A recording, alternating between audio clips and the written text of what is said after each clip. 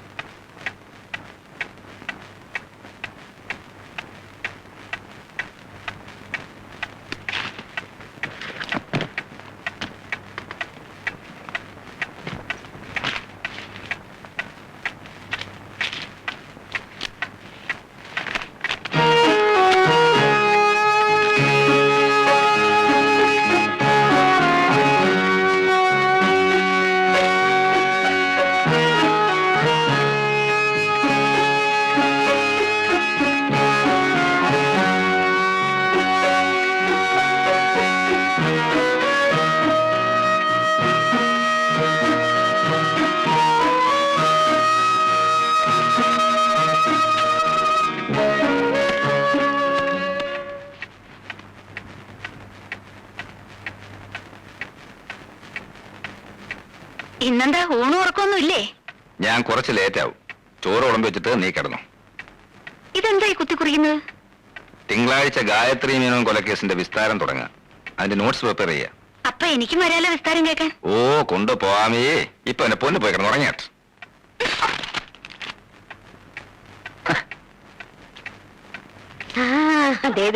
ഇത് കണ്ട അതെ കൊണ്ടുവന്നല്ല മോൻ ഉറക്കം വരുന്നുണ്ട്. അവന് പാല് കൊടുത്തിട്ട് കിടത്തി ഉറക്കം. കൊച്ചുവക്കിൽ ഏത് നേരം ഉറക്കേ ഉള്ളൂ. കുംഭകർണൻ ഉറങ്ങേണ്ട പ്രായമല്ലേ ഇത്? ഉറക്കത്തിലാ കുഞ്ഞുങ്ങൾ വളരുന്നത്. കൊണ്ട് കിടത്ത. നമുക്കേ പാല് കുടിച്ചേച്ച് ഉറങ്ങാം.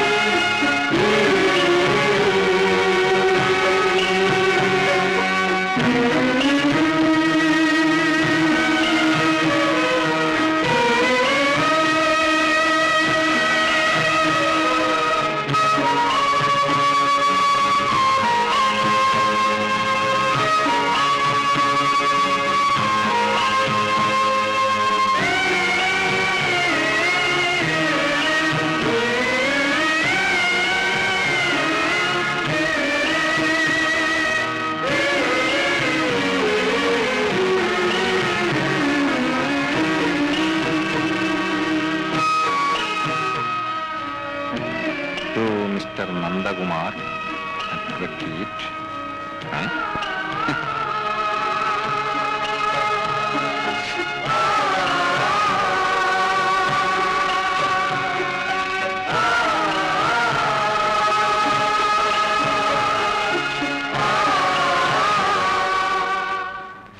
അഡ്വക്കേറ്റ് നന്ദകുമാർ അറിയുന്നതിന് നിങ്ങൾ വിവാഹം ചെയ്യാൻ ഉദ്ദേശിച്ച ആതിരയാണ് ഈ കത്തെഴുതുന്നത്. ഞാനൊരാളെ സ്നേഹിക്കുന്നു. ഓർമ്മ വെച്ച നാൾ മുതൽ തുടങ്ങിയ ബന്ധമാണ്. മനസ്സുകൊണ്ടും ശരീരം കൊണ്ടും ഒന്നായി കഴിഞ്ഞവരാണ് ഞങ്ങൾ. ഞങ്ങളുടെ ബന്ധത്തിന് രണ്ടു കൂട്ടരുടെയും വീട്ടുകാർക്ക് എതിർപ്പാണ്.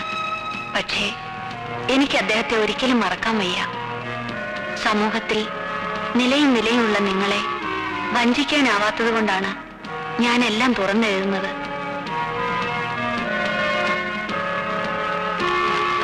ഇനി ഒരു തീരുമാനം എടുക്കേണ്ടത് നിങ്ങളാണ്. ഈ ആലോചനയിൽ നിന്ന് നിങ്ങൾ പിന്മാറുകയാണെങ്കിൽ അത് ഞാൻ എഴുതിയ ഈ കത്തിന്റെ പേരിലാണെന്ന് ദയവായി എന്റെ അച്ഛനെ അറിയിക്കരുത്. നിങ്ങൾക്ക് നന്മകൾ നേർന്നുകൊണ്ട് ആതിര.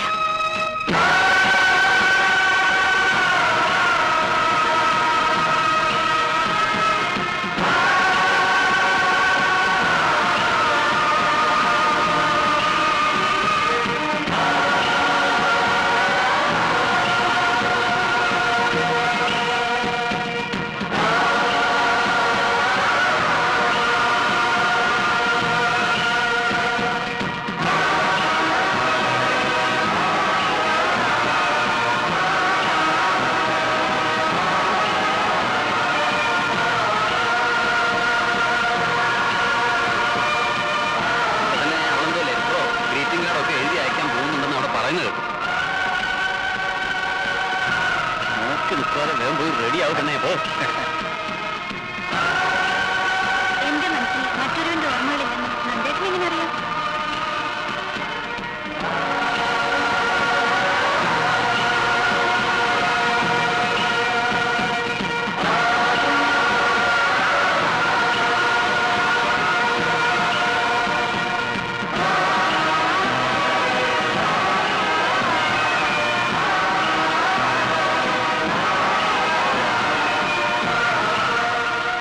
നന്ദേട്ടനെ ഞാൻ എത്ര വിളിച്ചു?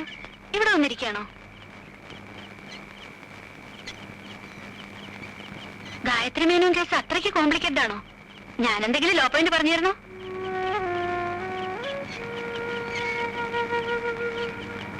എന്ത് പറ്റി നന്ദേട്ടാ? ഒന്നുമില്ല. വല്ലാത്ത ടെൻഷൻ ഉള്ളതുപോലെ. ആലോചിച്ച മതി, വന്ന് കിടക്ക്. നീ കിടന്നോ, എനിക്ക് ഉറക്കം വരുന്നില്ല. എന്നാ ആലോചിച്ചോളൂ, ഞാനൊരു ശല്യമാവുന്നില്ല.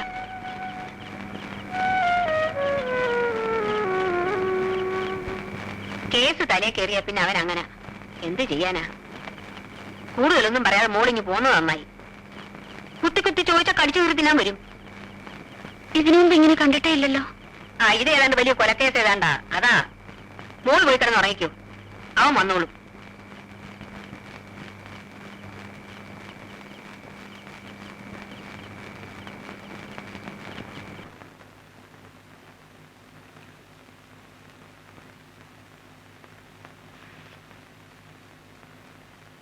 നന്ദേട്ടാ,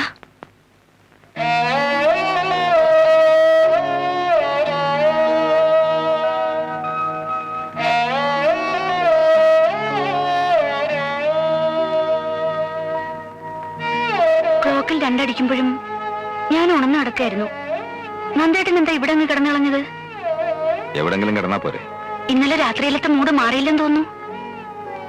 ചായ കുടിക്കേ? അവിടെ വെച്ചേക്ക്. നന്ദേട്ടൻ എന്തു പറ്റി? എന്നോട് എന്തെങ്കിലും ദേഷ്യം ഉണ്ടെങ്കിൽ തുറന്നു പറയണം. ഈ അവഗണന എനിക്ക് സഹിക്കാൻ പറ്റില്ല.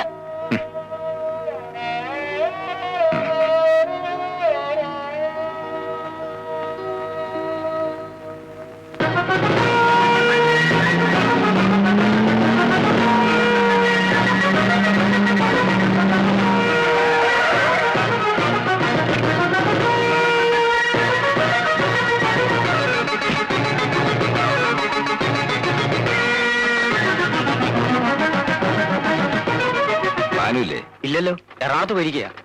എപ്പോ വരും? നാളെ വരും.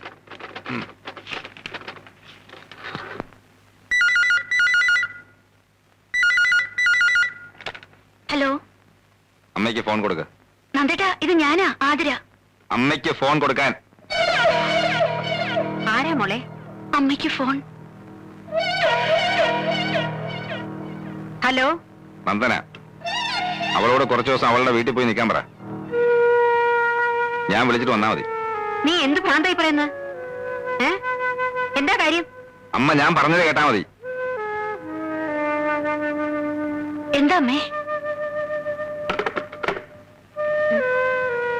നിങ്ങൾ തമ്മിൽ എന്തെങ്കിലും സംസാരം ഉണ്ടായോ? ഇല്ല. അവന്റെ മനസ്സിൽ എന്തോ ഉണ്ട്. നന്ദേട്ടൻ എന്താ അമ്മേ പറഞ്ഞത്? നീ കുറച്ചു ദിവസം നിന്റെ വീട്ടിൽ പോയി നിൽക്കാൻ. അവൻ വിളിച്ചിട്ട് നീ ഇങ്ങോട്ട് വന്നാ മതിയെന്ന്.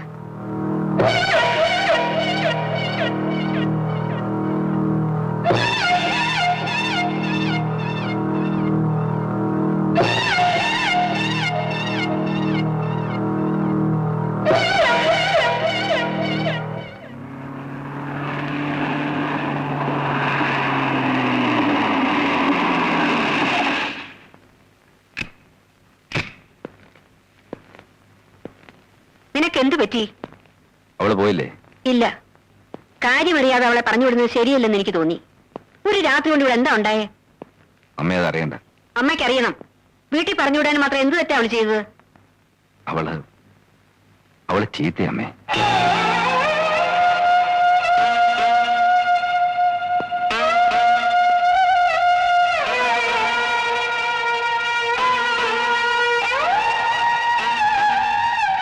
കല്യാണം കഴിഞ്ഞ ആദ്യ ദിവസങ്ങളിൽ ഞാൻ അമ്മയോട് ചോദിച്ചില്ലേ നമുക്ക് തെറ്റുപറ്റിയോ?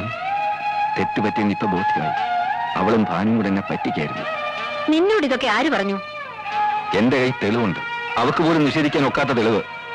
അവളിപ്പൊ നിന്റെ ഭാര്യ മാത്രമല്ല, നിന്റെ കുഞ്ഞിന്റെ അമ്മ കൂടെയാണ്. ശരിക്കും ആലോചിച്ചിട്ട് വേണം പറയാൻ. ഞാൻ ഒത്തിരി ആലോചിച്ചിട്ടെടുത്ത തീരുമാനമാണ്. ഇനി അവൾ ഇവിടെ നിന്നാ എനിക്ക് ഭ്രാന്ത് പിടിക്കും.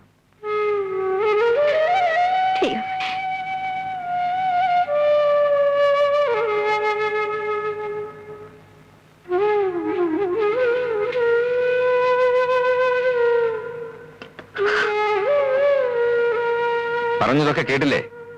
ഇനി കൈക്ക് പിടിച്ച് പുറത്തു കൊണ്ട് നാക്കിയെ പോകുമെങ്കിൽ അങ്ങനെയും ചെയ്യാം.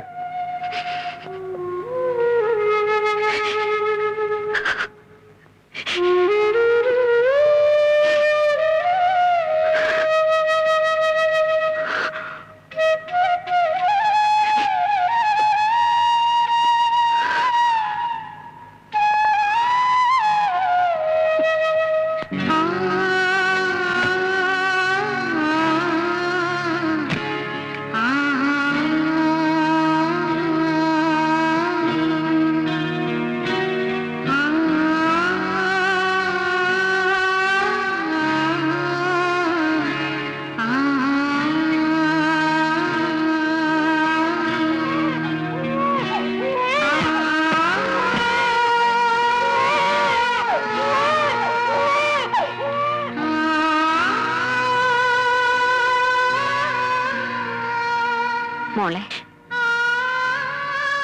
ഞാൻ കാരണം നന്ദേട്ടന് ഭ്രാന്ത് പിടിക്കണ്ട. എന്നെ പിടിച്ച് പുറത്താക്കുന്നതിന് മുൻപ് ഞാൻ സ്വയം പൊയ്ക്കോളാം. പോട്ടെ അമ്മേ.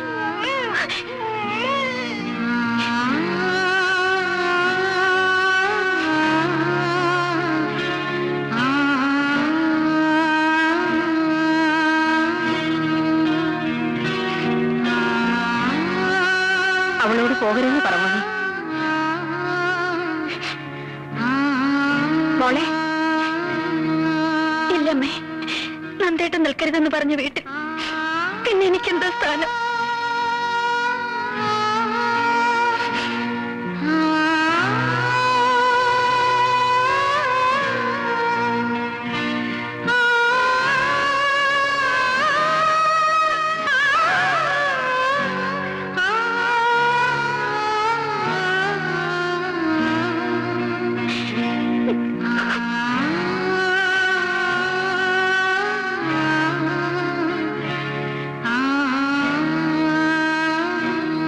താനെന്തിനാ കൊണ്ട് വന്നേ? നാളെ കേസല്ലേ? സാറ് വരാൻ പറഞ്ഞവര് ആഫീസിൽ വന്ന് ഇരിക്കാൻ തുടങ്ങിയിട്ട് കുറെ നേരമായി. അവരോട് പൊക്കോളാൻ പറ. ഞാൻ കേസിന് ഹാജരാകുന്നില്ല. എന്താ സാർ? മണ്ണാങ്കട്ട, മനസ്സിലായോ? നാളെ അവധിക്ക് അപേക്ഷ കൊടുക്കാൻ പറ. ഓ,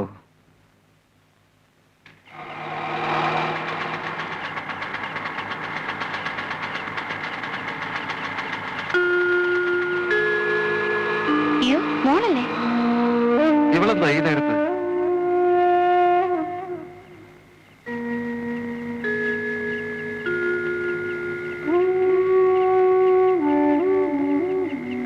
മോളെ ഈ നേരത്ത്? നന്ദൻ വന്നില്ലേ?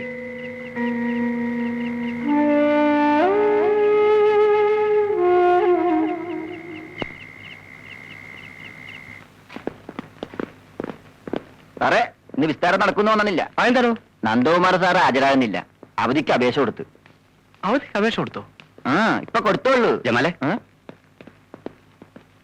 സാറിന് എന്താ സുഖമില്ലേ? ഏയ്, അസുഖമൊന്നുമില്ല. എന്തോ ചെറിയ ഫാമിലി പ്രോബ്ലംസ്. വൈഫ് വേണമെങ്കിൽ വീട്ടിൽ പോണുണ്ട്. ആതിരയും മോനും വീട്ടിൽ പോകാൻ അവിടെ വിശേഷം വല്ലതുണ്ടോ? ആ, ഒരു ചെറിയ വിശേഷമുണ്ട്. നന്ദേട്ടൻ ഓഫീസിൽ വന്നിരുന്നു എന്ന് അറിഞ്ഞപ്പോഴേ ഞാൻ വിചാരിച്ചു എന്തെങ്കിലും വിശേഷം കാണുന്നു. ഞാൻ അമ്മയുടെ വീട്ടിൽ പോയിട്ട് കുറച്ച് ദിവസമായി.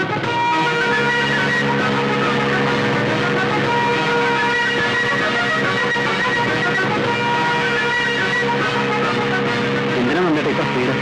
നിങ്ങൾക്ക് പോയാൽ പറയും.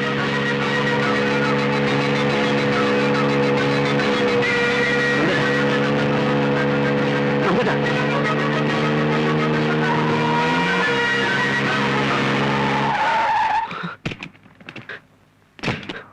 ഏത് നരകത്തിലെ കിടന്നറിയാതെ ഞാൻ ഈ വണ്ടി കയറില്ല.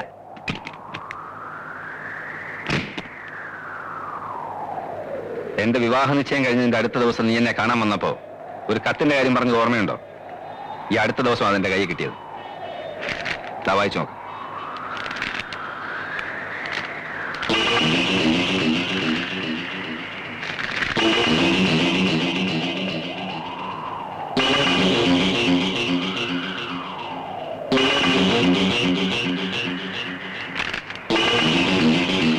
ആ കാമുകൻ നീയല്ലേ? അല്ല നന്ദേട്ടാ,